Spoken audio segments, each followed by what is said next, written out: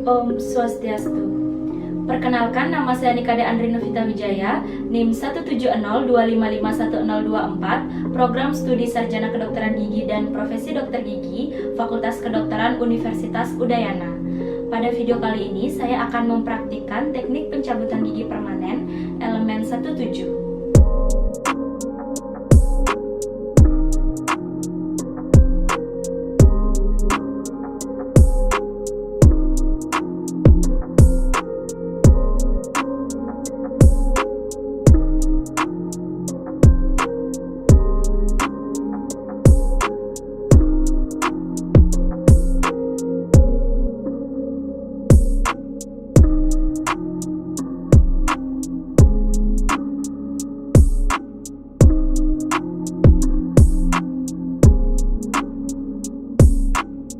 Untuk pencabutan gigi 17, teknik anestesi yang dilakukan adalah blok palatinus majus dan infiltrasi daerah bukal gigi 17.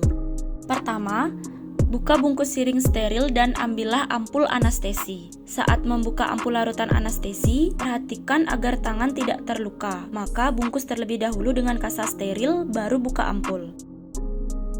Masukkan cairan anestesi secara perlahan ke dalam siring. Setelah itu, ketuk-ketuk siring agar gelembung udara yang terdapat pada siring dapat naik dan dikeluarkan.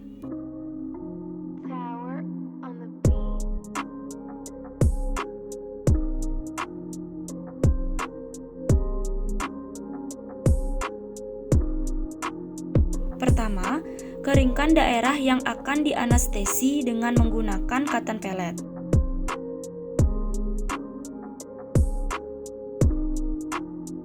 Kemudian, injeksikan jarum di depan foramen palatinus dengan cara menarik garis khayal pada tepi gingival gigi M2 dan M3 terhadap garis tengah palatum. Lakukan aspirasi. Apabila negatif, deponirkan sebanyak 1 cc cairan anestesi secara perlahan untuk menghindari gelembung.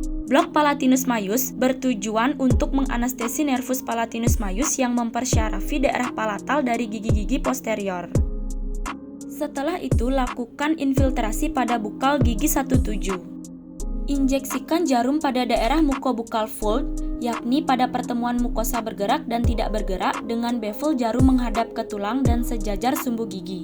Injeksikan jarum menyusui periosteum hingga ujung jarum setinggi apeks akar bagian mesial gigi 17. Kemudian, lakukan aspirasi. Apabila sudah negatif, maka larutan anestesi dapat dideponirkan sebanyak 0,5 cc secara perlahan untuk menghindari gelembung.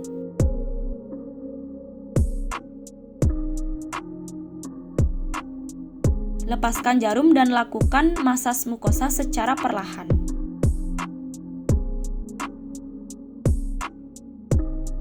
Kemudian, periksa apakah larutan anestesi sudah berjalan dengan baik dengan menggunakan sonde pada daerah gingival palatum pasien.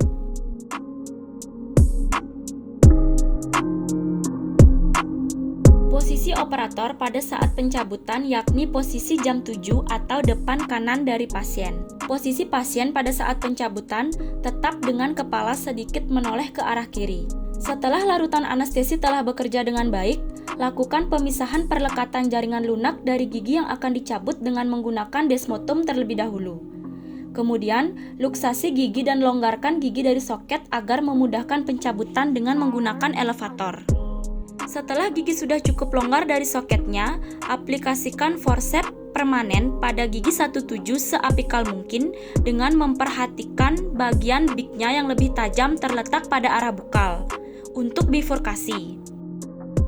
Kemudian, fiksasi forceps pada bagian bukal dan palatal gigi yang akan diekstraksi. Ekspansi forceps ke arah bukal karena bagian bukal lebih tipis dari bagian palatal. Tangan kiri operator digunakan untuk memfiksasi agar gaya yang disalurkan operator tidak berlebihan. Setelah gigi berhasil diekstraksi, lakukan kompresi tulang alveolar dengan ringan menggunakan jari untuk mengembalikan soket yang terekspansi.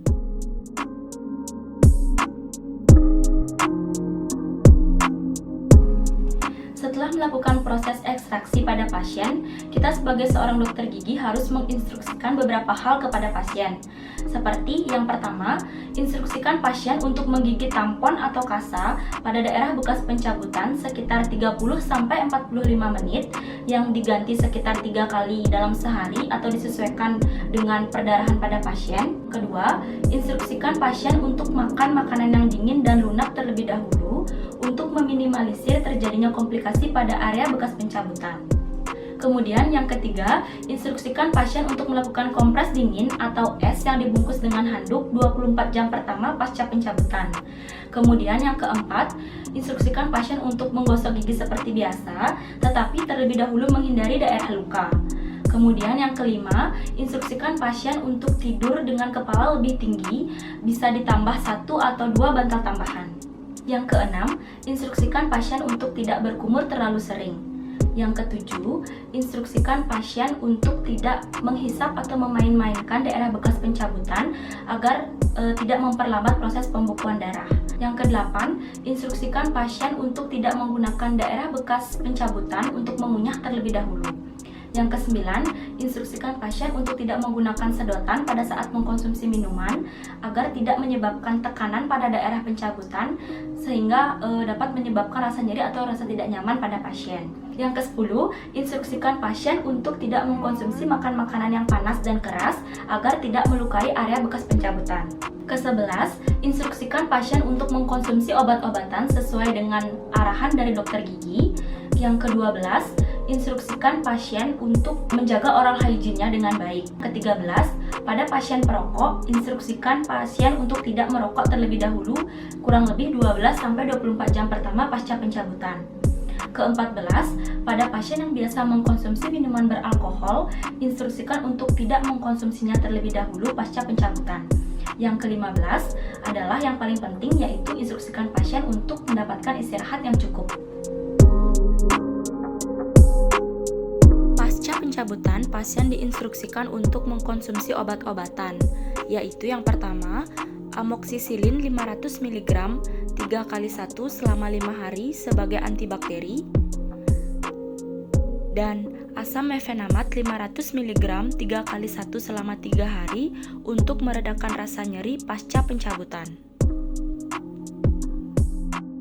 Sekian video dari saya, terima kasih.